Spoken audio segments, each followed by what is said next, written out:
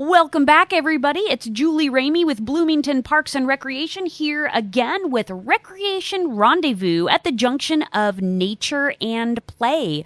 We're here today talking about all things Bloomington Parks and Recreation, and as we think about summertime and the quintessential summertime activity, and that is summer camp. And with us today as our podcast guest is Tatum Rose, who is in the summer of 2025 the assistant director of Kid City Summer Camp. So Tatum, welcome. Thank you for having me, Julie. It's an honor. We are so glad to have you, and we're not just getting you as an employee in 2025, but you have a Kid City journey. You actually started Kid City back as a camper. Tell us about how that all happened. Yeah, so I actually started camp when I was 5 years old in our original group, which is K through 4th grade. I then went into Quest, which is our 5th through 7th graders. After that, we have an amazing CIT program, which stands for Counselors in Training, where you have an opportunity to work alongside counselors. And from 13 to 15, I was in that program. I then advanced into the assistant counselor position from 16 to 18 years old. I was then a counselor, and last summer I was the CIT coordinator, so I actually got to run that leadership development program that was so quintessential in my life. And this summer, I am honored to be in the top role that I can be here at Kid City as a part-time position, the assistant director, where I get to really help out with the day-to-day aspects and work with staff and the kiddos and parents and all that good stuff. It must be so exciting to be able to impact children's lives, probably in ways that you might never even know about. It really is an honor. I'm studying nonprofit management and leadership, and this is really right up my alley. I feel very honored in this role. Well, at what point during these years of Kid City, the last decade or so, was there a certain time or point when you thought, oh yeah, I'm totally coming back to do this again? I can't think of a specific moment, but I will say the people that I met along my way throughout Kid City are definitely the reason I continue to come back. I mean, of course, coming from my story, there is a culture created here at camp where you advance through the program and you get to work with such amazing people. I've learned so many great skills, and that's why I keep coming back every year. Well, what's the biggest difference between, you think, like coming as a camper and then working your way through the program as a counselor in training, which programs are still available? But what was the biggest shift between being a camper and actually running the show? That's a great question. I think as a camper, I have so many great memories and moments that I know at being in this role now were created for me to be able to have those memories. So as a camper, I was just having a great time and doing all the fun things. And now as a counselor, I get the opportunity to plan all of these super awesome opportunities. I remember at one of our most recent break days, a camper said, "I can't wait to tell my friends about this at school." And that just really stuck with me because now I am that person creating those moments for these kiddos. That is quite an endorsement, especially coming from the, under 4 foot tall crowd. Did you have a favorite counselor yourself or someone that you really looked up to when you were a camper? That is a great question. I do. Kessler was definitely my favorite counselor as a kiddo. She was actually an assistant director when I was younger as well, so this feels like a huge full circle moment for me. I was always one of the campers that wanted to spend time with the adults more than the other campers. I loved taking on more responsibility, helping out in any way I could, and she would always teach me things or let me help her out in any way, and I really appreciated that opportunity and spending time with her. Why do you think summer camp, or really any of these summer camp types of experiences, including break days, are important for kids? I think it teaches them a lot about socialization. I know as we've gotten more into this digital age, it can be hard to really connect with your peers. And so I think summer camp is an amazing opportunity to take a moment away from all of the chaos in the world and just connect with other people. And I think those are crucial skills in life that us here at summer camp are able to facilitate. Well, swinging around to especially the parent's point of view. So as a parent, when my kid was little, he's like my most precious thing, right? And I'm going to take him and I'm going to shove him in the door and he's going to be like a feral child. He's now gonna run free at Kid City Summer Camp. How do you communicate with parents what you're doing with their kids and how you're keeping them safe and keeping them engaged? Yeah, so each week, once I get the activity description made, and during the summer we have some really awesome activity coordinators that put all that together for us, I'll email that out to the parents. I'll remind them of important things they might want to bring that week. And then in my role, I get to do drop-off in the morning, so I get to interact with the parents every morning. And my favorite questions are when they say, oh, I saw you're going to so-and-so today. That's going to be so awesome. And I love to just talk about it with them, and if they have any questions, help them out. I know last week I was able to take the campers over to B97, and one of the parents asked, are they going to be on the radio? And I said, well, I'm not sure, but later that day I had it so that their kid actually got an opportunity to speak on the radio live, which was really awesome. So having that conversation with parents in the morning gives me an opportunity to kind of get to know them and their kids a little bit more and make sure that their kid is going to have the best day they possibly can, and then furthering that and communicating with the counselors about any needs that are needed that day.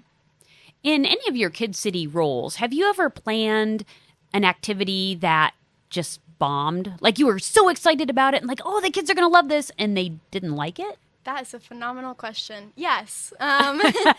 I have definitely planned a lot of activities in my day. I remember I did a storytelling activity one of these break days last year, and the kids asked me to do it in an accent, and about half of them loved it. They were eating up the British accent, and the other half were just sitting there staring at me, blinking like the cave bugs. So they didn't like it, or they didn't understand what you were saying, one of the two? Yeah.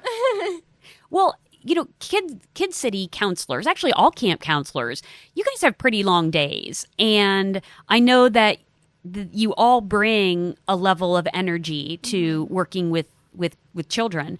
So that must be exhausting. So how do you maintain a level of energy when you are working with kids? And I'm sure that the kids come in and maybe they're grouchy, or how do you have special techniques or things that you and your staff do to make sure that kids have a fun day at camp? Yeah, so a couple different things that we do in those situations. I make sure to only schedule the staff for about 7 hours a day, which I think really helps with energy levels, and there is, to a degree, a fake it till you make it kind of moment.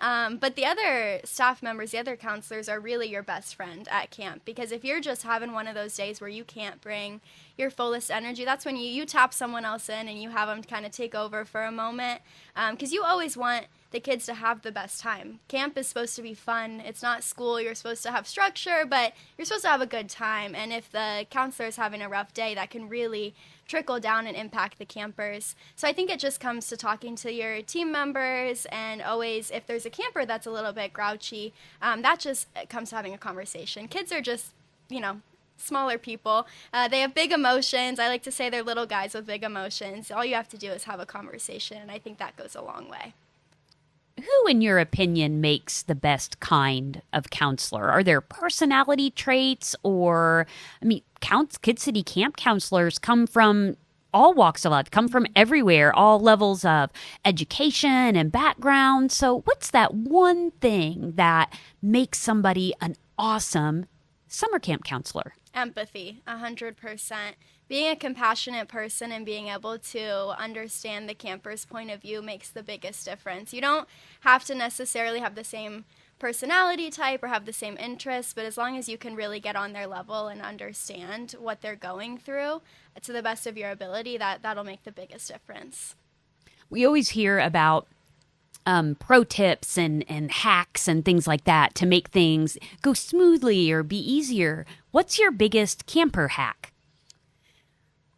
When it comes to campers, I think knowing where the line of being super honest with the schedule is and being a little bit more vague, because camp, of course, is chaotic. And so if you tell a camper you're going to do something in an hour, that's very much a timeline that they're going to follow. So maybe instead you would say, oh, we're going to go to the pool next. And you would kind of leave it a little bit vague so they know what's going on, but they're not counting down the minutes in any way. It's like the, are we there yet? Yes. How about now? How about now? Are we there? Yeah. Are we there?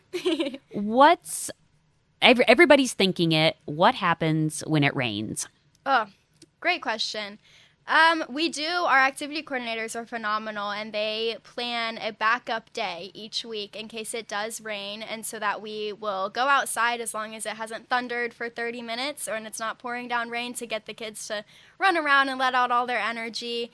But other than that, we'll play games inside in our tile room, which is a little bit more apt for running. And we'll let them get their wiggles out that way. But that is one of those situations where the counselors really have to be there for each other, because it can get really loud inside and very chaotic. And even for the kids, it can get loud for them. And so finding that balance of playing calm games but also letting them get their wiggles out is hard. Rain days are definitely a struggle, but obviously they happen. And you just got to go with the flow in the moment. Yeah, we can all take a lesson from that. Go with the flow. Now, Kid City camps are held at the Allison Jukebox Community Center downtown at 351 South Washington Street. Where's your favorite place to walk from that central location? Anywhere downtown is really fun. We have an awesome relationship with Baked, the cookie place, and that is definitely one of my favorite field trips to walk to, because walking is always a struggle to get the kids excited about walking somewhere, but when you tell them there's cookies involved, they have a little pep in their step for sure. Oh, ditto, I'm in, right?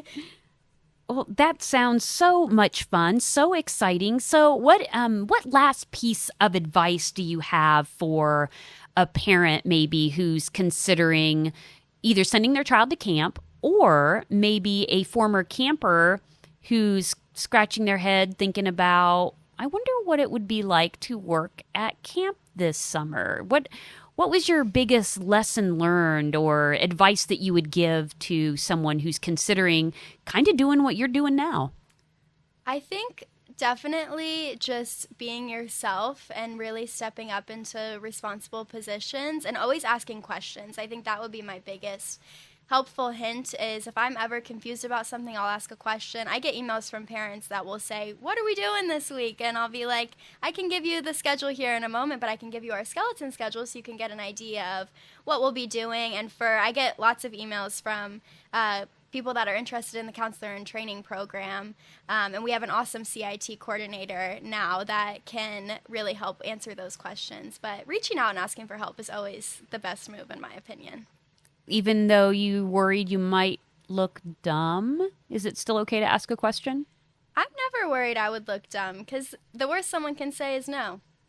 But I think that it's important to be able to be confident in yourself and understand that you're not going to ask that question unless you haven't done your best effort on your side first. Last question, this time I promise. Do you think that being a part of Kid City gave you some of that foundation? 100%. Yeah, I learned so much youth development and leadership development skills from Kid City, and I think that comes from people trusting me and seeing that passion and excitement that I have for helping others. So yeah, for sure. All right, last one, your favorite camp activity? Ooh, definitely field trips. I love field trips of any sort. Well, we all do. Tatum Rose, the Assistant Director of Kid City Summer Camps, thank you so much for being on the podcast today. Thank you. And to everyone out there in podcast land, you've been listening to Recreation Rendezvous, Bloomington Parks and Recreation's podcast at the junction of nature and play. Giving you a shout out today from the podcast studio at the Banneker Community Center. And a big shout out to Caleb Poor, our podcast wizard, who makes this all sound amazing. So don't forget to check us out on Spotify or wherever you find your podcasts, and tune in next time for more information, goings on, interesting stories, and all kinds of good stuff about Bloomington Parks and Recreation. Until next time, this is Julie Ramey from Bloomington Parks and Recreation. Have a super day.